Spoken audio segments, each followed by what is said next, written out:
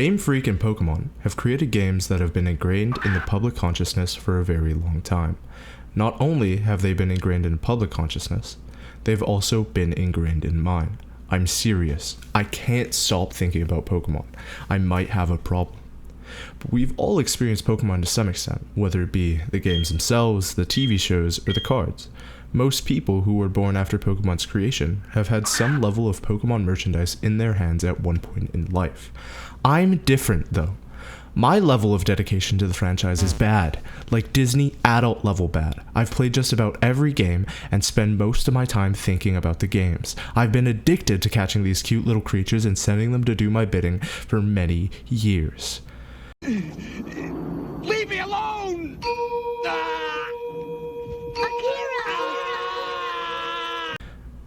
As we all know, Pokémon first came to be with the games Red and Green in Japan on February 27th, 1996 to critical acclaim. Ever since then, they've managed to ruin many lives. Ruined. Addicted to catching cute little Pokemon. The pure amount of time that I've spent playing the game is astronomical. I even have a Pokemon card in the back of my phone. Pokemon has infected my life ever since I was a little kid, watching my older brother play Pokemon Yellow on the original Game Boy. My first Pokemon game was Pokemon Crystal for the Game Boy Color, which at the time was a bit outdated, I'll admit, but I really enjoyed playing it. That was the cause of my addiction.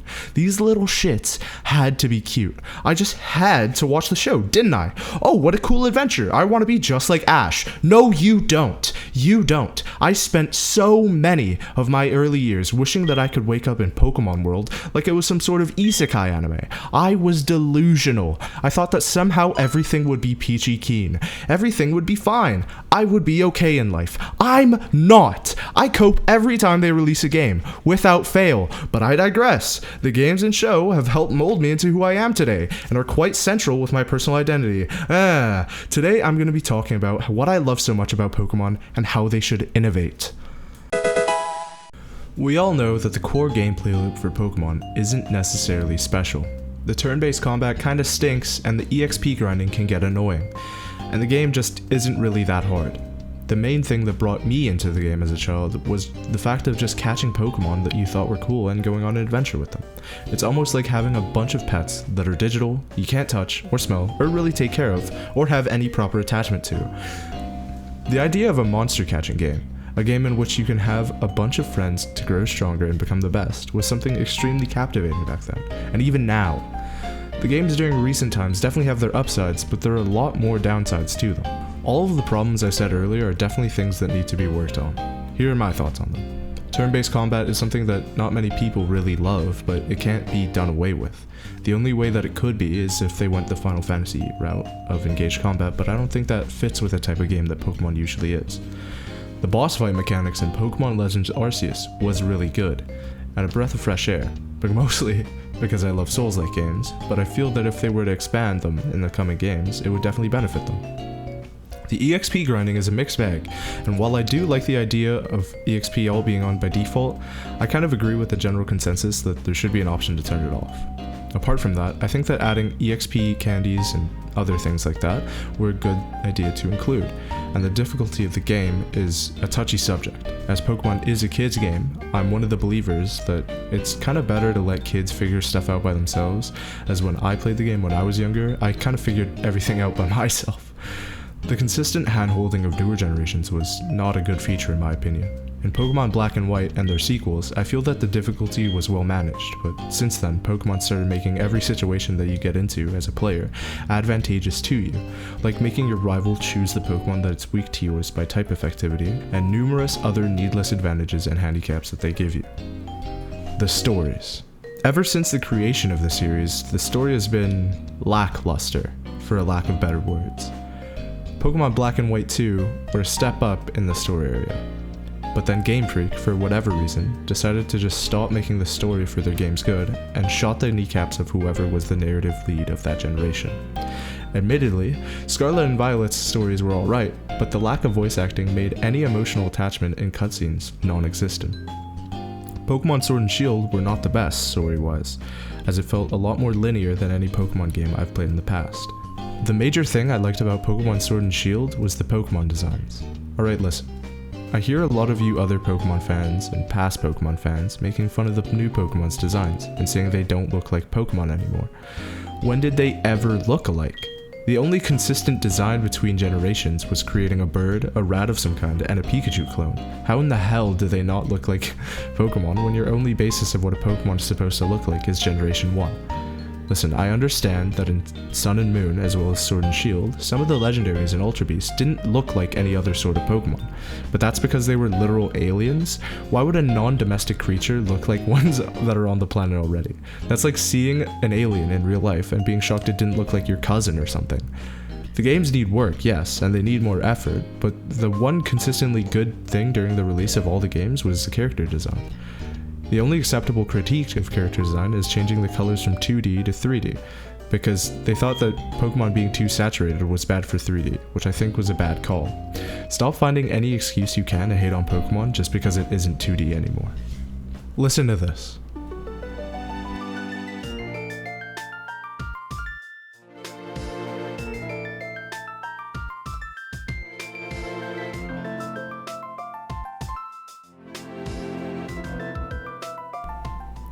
How many of you just had a wave of nostalgia? The music in Pokemon has to be the most memorable feature of the whole series. Without fail, Junichi Masuda cooked up some fire for every game. This guy somehow decided to make some of the best video game music in the industry. Some of the strongest and most memorable parts of each generation were the music, and the moments that accompanied them. There's a reason why there was a whole YouTube mini trend about how each generation's music hits. Listen man, the music was the best, and it continued to be good until recent times when it started to fall off. Pokemon Sun and Moon, Sword and Shield, and Scarlet and Violet all had some decent soundtracks, which, coming from a game series in which every game had a masterpiece of a soundtrack, is kinda disappointing. I remember when I was playing through Pokemon Violet after it was released. I was running around on Miraidon and just thinking about how underwhelming the music in the game was. Every area in the open world had the same music. Why the hell would I want that when the games prior had different music for each and every area that fit each area? I understand trying to take what Legend of Zelda did in Breath of the Wild and put it into Pokemon, but the difference between Zelda and Pokemon was that Zelda's sound design had a modicum of effort put into it. The sound design in Pokemon Scarlet Violet was lackluster, but all I know is that in Legend of Zelda, the music is more ambient and takes a back seat, but in Pokemon, the overworld music is just droning and really annoying sometimes.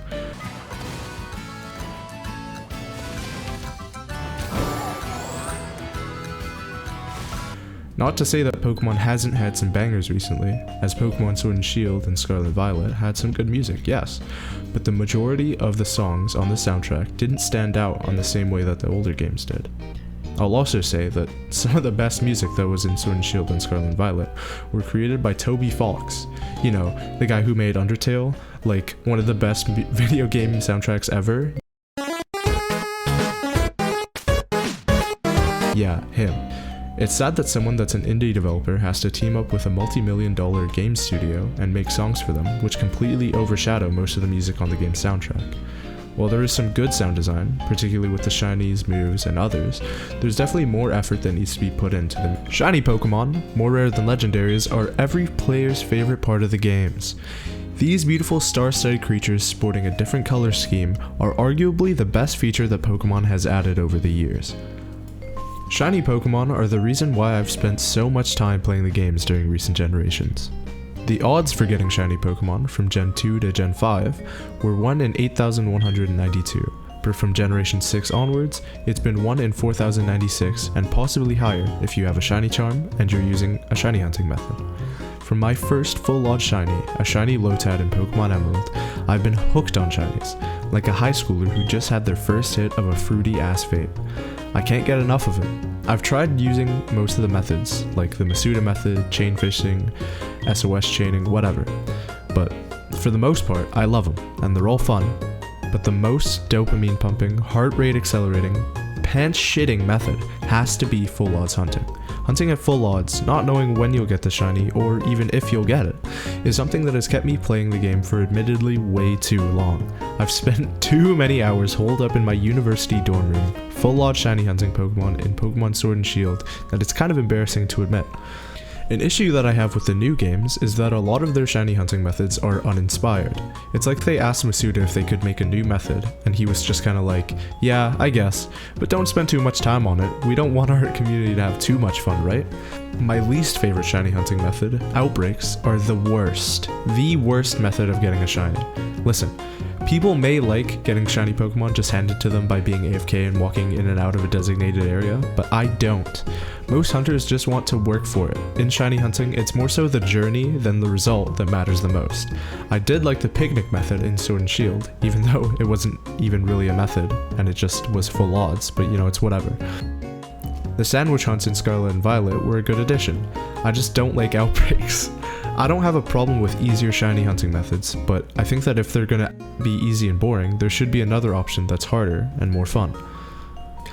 Hey guys, Grimbly from the future here, just cutting in here to make a little statement about something. I tried to do an outbreak hunt for shiny Ice Cube for this video, right? Just for this part of the video, and it took 3 hours. 3 hours, like 4 different sandwiches, and I got zero shinies from it. I decided to change the hunt to a shiny Riolu. First sandwich, I got it. 15 minutes. Like what? Like these outbreaks are the worst things ever. I'm just saying. The Masuda method, one of the most commonly used methods of shiny hunting, is a staple of the games. But if you're gonna make a shiny hunting method in which you need to hatch or catch a bunch of Pokemon, could you at least make a mass release option? I kinda don't want to spend what feels like the same amount of time that I spent hunting releasing the failures. All of that aside, the changed colors of the shinies 9 times out of 10 are genuinely good, but sometimes they just feel lazy and aren't good at all. The Pokemon that I was most excited to shiny hunt for in Pokemon Violet was Charcadet, to evolve it into Ceruledge. When I was shiny hunting, I did this completely blind. I didn't know what its shiny was going to look like, but I did know that I wanted to get it shiny. I caught the shiny, and it was so terrible.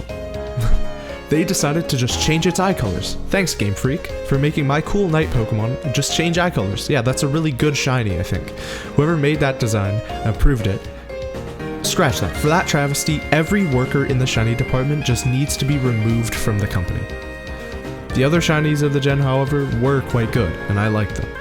And even though I spent most of my time kind of critiquing the shiny hunting methods, I do really like the whole aspect of shinies, and I really do hope that they keep making good shinies. After I finished writing the script, I decided to start a new save on Pokemon Violet, and I came to remember a lot about the game, and my opinions on how the game was handled. Listen, the game looks pretty terrible. Yeah, there are sites that look good, but the textures are so low quality that it just makes the game look like something that someone made in Roblox. The rendering quality is also terrible.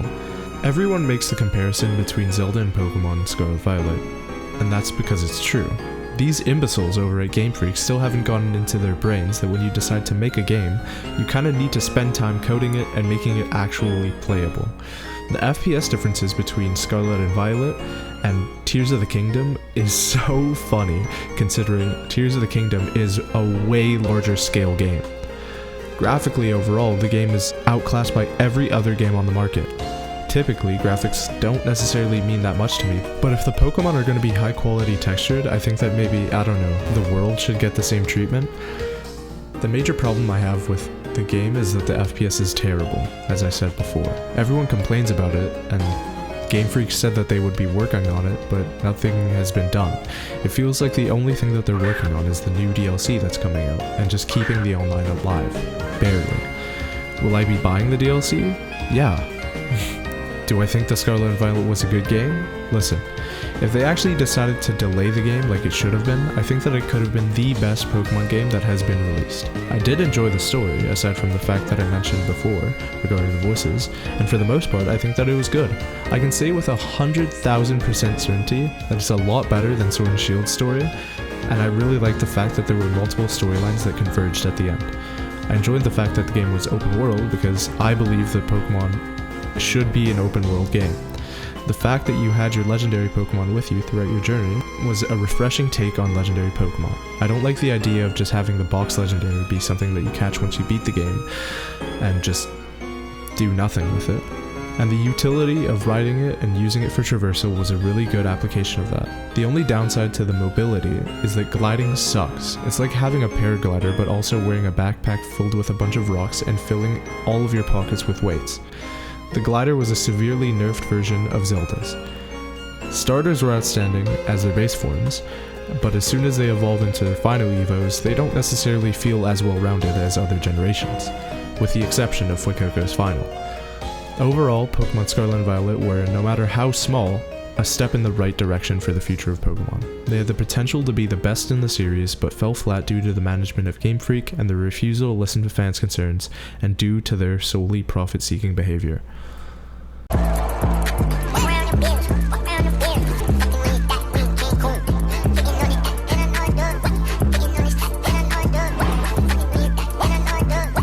All of that aside, most of the time, I do like Pokemon, and I do believe that it is an overall good series, even with its blatant flaws nowadays. As long as Game Freak realizes that they have to actually spend time making their games playable and fun and good quality, I believe that we could have a good couple of new Pokemon games. Listen, if anyone from Game Freak is watching this video, please make the next game good, and please don't fuck up the Gen 5 remakes like how you made the Gen 4 remakes shit. At the end of the day, I love Pokemon, I'll keep coping, and I'll never stop buying the games. I guess you could say I am the problem. I'm the reason why they don't improve their games and why they've stopped putting in the same level of effort for polish. And I love it. I love watching the Pokemon community argue, and I love seeing fellow copers try and tell Pokemon fans who can't get their head out of their Gen 4 or Gen 1 asses that the games are good, and I love never taking off my rose-tinted glasses when playing the games. Thanks for watching this video, guys. Peace.